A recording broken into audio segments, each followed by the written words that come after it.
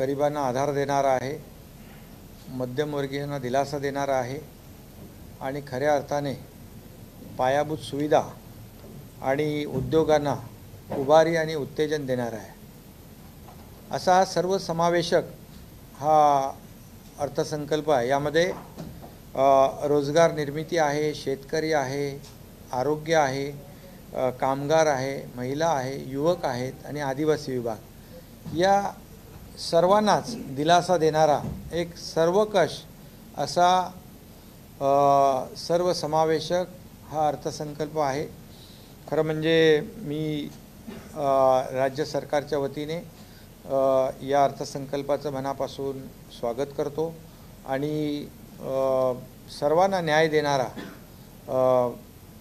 हा अर्थसंकल्प असल्यामुळे देशाचे आदरणीय प्रधानमंत्री नरेंद्र मोदी साहेब यांना देखील धन्यवाद देतो आणि केंद्रीय अर्थमंत्री निर्मला सीतारामजी यांचं देखील मनापासून अभिनंदन करतो आणि त्याचबरोबर सहकार क्षेत्राला देखील मोठ्या प्रमाणावर दिलासा देणारा निर्णय यामध्ये घेतला आहे की आम्ही जे मध्ये सहकार मंत्री अमित शाह साहेबांना भेटलो, साखर उद्योजक आणि साखर उद्योग आणि सहकार क्षेत्र जे अडचणीत आलं होतं ते साखर उद्योग ज्यांना खऱ्या अर्थाने जे त्याचं इन्कम मानून इन्कम टॅक्स आणि जो काही लायबिलिटी त्यांच्यावर आली होती त्यामुळे ते साखर उद्योग अडचणीत आले होते आणि लाखो शेतकरी देखील त्यामुळे अडचणीत येणार होते आणि मी आणि उपमुख्यमंत्री देवेंद्रजी आणि आमचे काही सहकारी मंत्री आम्ही अमित शाह साहेबांना भेटलो होतो। त्यांना विनंती केली होती की साखर उद्योग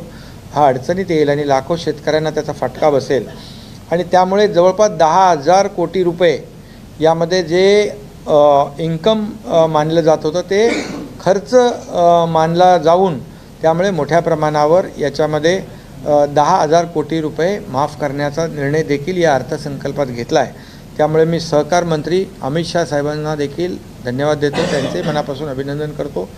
एक सर्वसमावेशक असा हा जो अर्थसंकल्प आहे यामध्ये मगाशी मी म्हटल्याप्रमाणे सगळ्या त्या डिटेलमध्ये मी जाणार नाही, आपल्याकडे सगळे आकडे आलेले आहेत, परंतु एक सप्तर्षी कार्यक्रम म्हणून अर्थमंत्री महोदयांनी देखील त्याचा उल्लेख केला आहे। त्यामध्ये सर्वसमावेशक विकास, वंचित घटकांना प्राधान्य, पायाभूत सुविधा आणि गुंतवणूक याला प्राधान्य, क्षमता विस्तार आणि त्याचबरोबर हरित विकास, युवक कल्याण म्हणजे रोजगार आणि आर्थिक क्षेत्राचा विकास, हे सगळे विषय 7 विषय घेतलेत आणि एक सप्तर्षी कार्यक्रम आज या ठिकाणी त्यांनी त्याला मान्यता दिलेली आहे। त्यामुळे आणखी जे कर रूपाने जे 5 लाखाचं मर्यादित होतं ते 7 लाखाची मर्यादा ती वाढवली। त्यामुळे मध्यमवर्गीयांना मोठा दिलासा या अर्थसंकल्पामुळे मिळणार आहे आणि मोठ्या प्रमाणावर इन्फ्रास्ट्रक्चर प्रोजेक्ट जे आहेत ते त्याला 10 लाख कोटी रुपये म्हणजे त्याच्यामध्ये शहरी ग्रामीण सगळा विकास जो आला याला देखील मोठ्या प्रमाणावर चालना मिळेल। खरं म्हणजे हा देशाची आर्थिक उन्नती आणि देशाचा आर्थिक विकास, सर्वांगीण विकास आणि राज्याला देखील त्याचा फायदा होईल आणि अशा प्रकारे मोठ्या प्रमाणावर इन्फ्रा प्रोजेक्टसाठी देखील किंबहुना अर्बन डेव्हलपमेंट यासाठी देखील मोठा निधी यामध्ये ठेवलेला आहे आणि म्हणून आपण पाहतो ज्या राज्याचा देशाचा इन्फ्रा प्रोजेक्टवर जास्ती खर्च होतो, इन्फ्रास्ट्रक्चरचे जे प्रोजेक्ट आहेत त्याच्यामुळे कनेक्टिव्हिटी मोठ्या प्रमाणावर साध्य होते, दळणवळण यंत्रणा जी आहे सुसाध्य होते आणि त्यामुळे त्या देशाचा राज्याची प्रगती फार वेगाने होत असते आणि त्यामुळे हा देखील यामध्ये फोकस केलेला आहे। शेतकऱ्यांना देखील त्यांचं उत्पन्न दुप्पट झालं पाहिजे, त्यामध्ये एक क्रांती घडली पाहिजे, शेतकऱ्यांना मोठ्या प्रमाणावर दिलासा मिळाला पाहिजे, असे देखील अनेक योजना यामध्ये आणलेल्या आहेत आणि खऱ्या अर्थाने मोठ्या प्रमाणावर प्रत्येक या देशातला घटक जो आहे त्याला म्हणजे महिला बचत गट योजना आहे त्याला सक्षम करणं असेल, तरुणांना रोजगार असेल, आदिवासींना न्याय असेल, त्याचबरोबर आरोग्य यंत्रणा बळकट करणं असेल, शिक्षण एज्युकेशन अपग्रेड करणं असेल आणि या सगळ्याच बाबतीमध्ये जवळपास मोठ्या प्रमाणावर निर्णय घेतलेले आहेत. त्यामुळे हा अर्थसंकल्प देशाला आणि राज्यांना चालना देणार आहे. त्यामुळे मी पुन्हा एकदा त्याचं मनापासून स्वागत करतो आणि अभिनंदन करतो.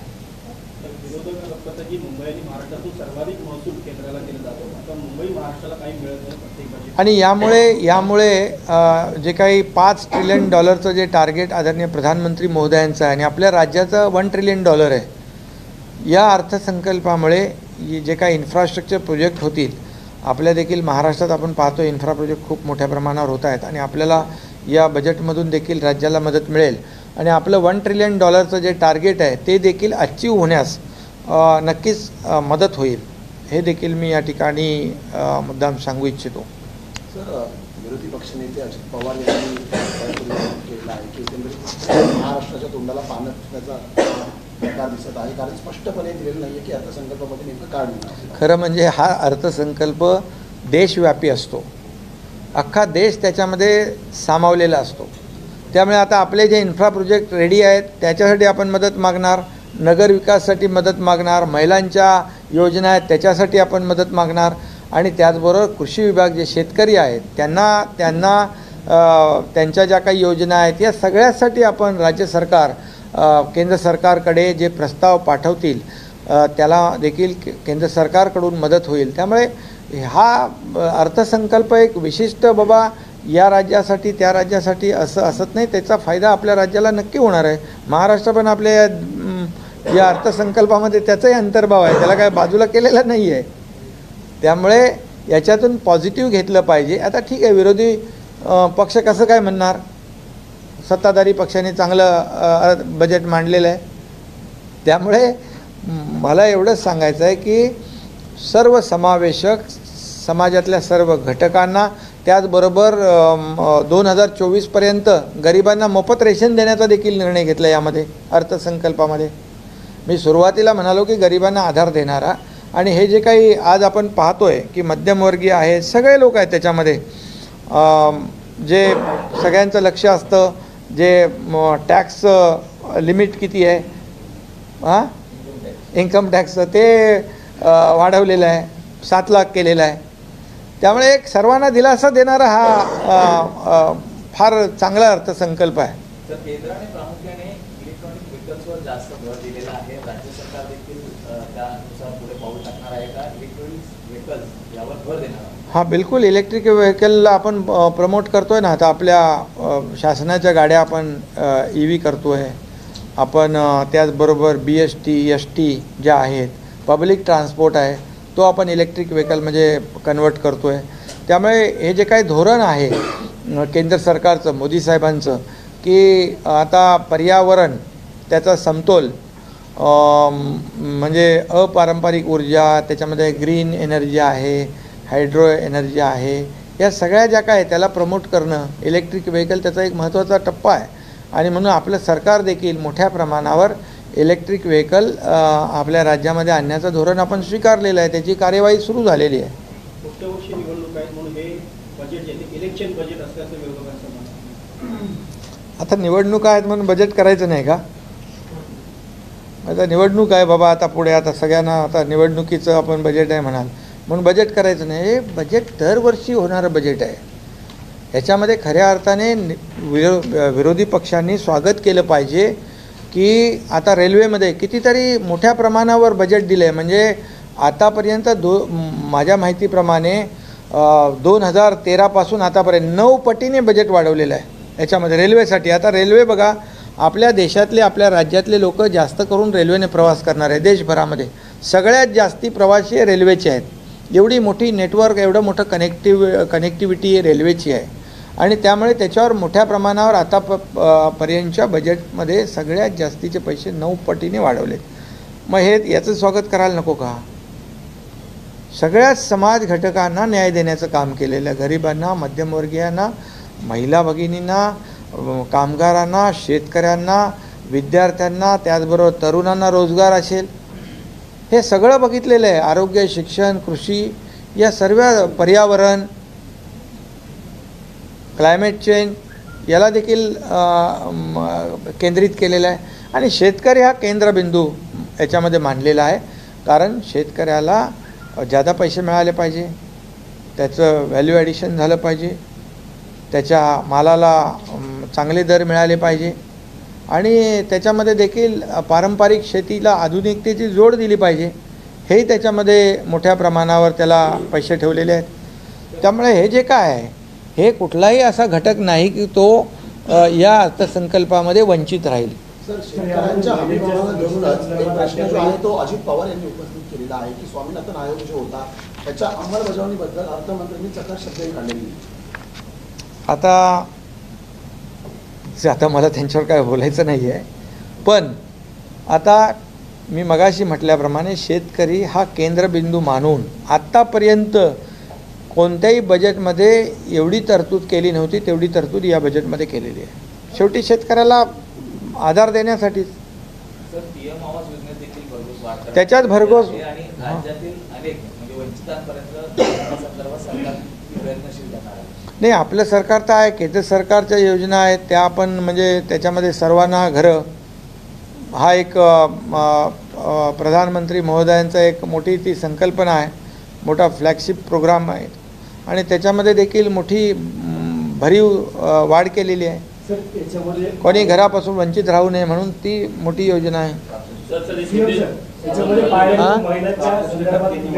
66% म्हणजे मोठी वाढ आहे ना ती. याचं ॲप्रिशिएशन करायला पाहिजे विरोधी पक्षाने. जो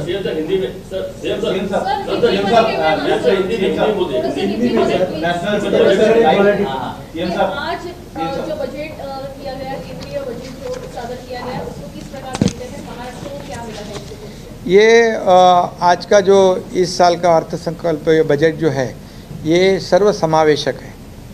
ये गरीबों को आधार देने वाला, मध्यम वर्गीय को दिलासा देने वाला और उद्योग और जो इंफ्रा प्रोजेक्ट है ये सुविधा जो है पायाभूत सुविधा इसे उत्तेजन और बढ़ावा देने वाला ये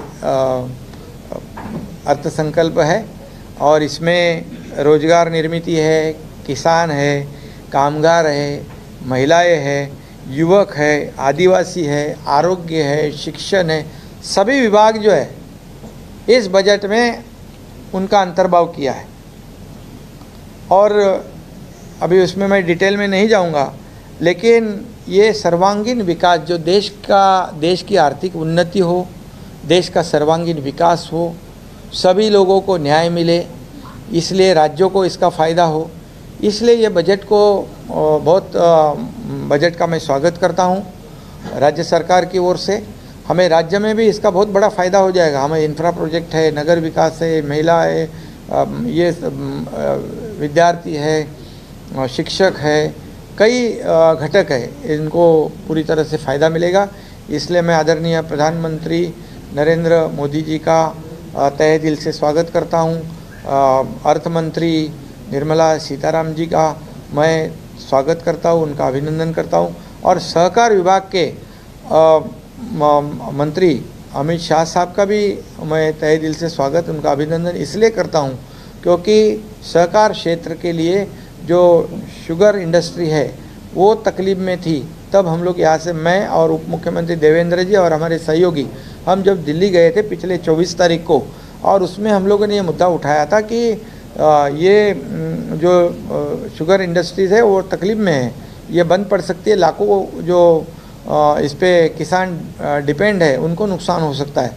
तो उसमें ये बजट के अंदर उन्होंने 10,000 करोड़ की उनको उनका जो टैक्स था वो माफ़ किए करके उनको बहुत बड़ा दिलासा दिया है ये शुगर इंडस्ट्री को और सहकार विभाग को. ये सहकार विभाग जो है वो भी उसका स्ट्रेंथनिंग करने के लिए, मजबूत करने के लिए, उसकी क्षमता बढ़ाने के लिए सहकार मंत्री जी ने भी बहुत बड़ा कदम उठाया, इसलिए उनको भी मैं धन्यवाद देता हूँ.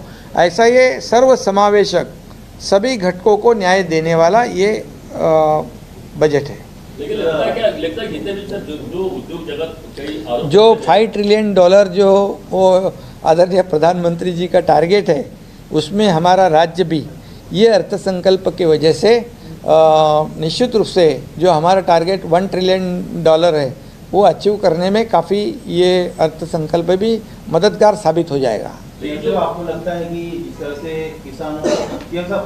किसानों को कुछ दिया गया है, युवाओं को स्किल डेवलपमेंट की ट्रेनिंग दी जाएगी, कई सारे प्रोजेक्ट है, महिलाओं के लिए 2.5 लाख 2 लाख रुपए 7.5% मिलेंगे, आवास योजना के लिए, तो इससे रोजगार भी बढ़ेंगे, महंगाई भी कंट्रोल होगी और इकोनॉमी भी बढ़ेगी, ऐसा? हाँ बिल्कुल, अभी देखो उसमें इनकम टैक्स में भी लिमिट बढ़ा दिया, 7 लाख कर दिया, वो भी रिलीफ है।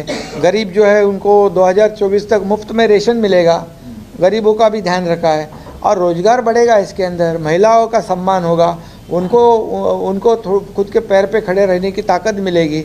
ये इसीलिए बहुत बड़े पैमाने पे बेरोजगारी हटेगी और लोगों को इसका फ़ायदा हो जाएगा। इसलिए ये सप्तर्षि बजट है, ये इसमें सर्व समावेशक विकास है, वंचित जो घटक है उनको न्याय है, इंफ्रास्ट्रक्चर और इन्वेस्टमेंट के लिए ध्यान दिया है, कैपेसिटी बिल्डिंग का है, ग्रीन डेवलपमेंट है, सब कुछ है, यूथ है, और सभी जो घटक है उनको न्याय देने का ये मेरे ख्याल से अभी तक के बजट में ये सबसे अच्छा बजट, ये अर्थसंकल्प इस साल का है। इसलिए मैं फिर एक बार इस बजट का स्वागत करता हूँ। धन्यवाद। नरेंद्र पाटील तुमची भेट घेतलेली आहे, व्यापारी सुद्धा काही भेटेल आरोग्य शिष्टमंडळ आज संप पुकारलेला होता माथाडी कामगारांनी, बंद केला ना संप.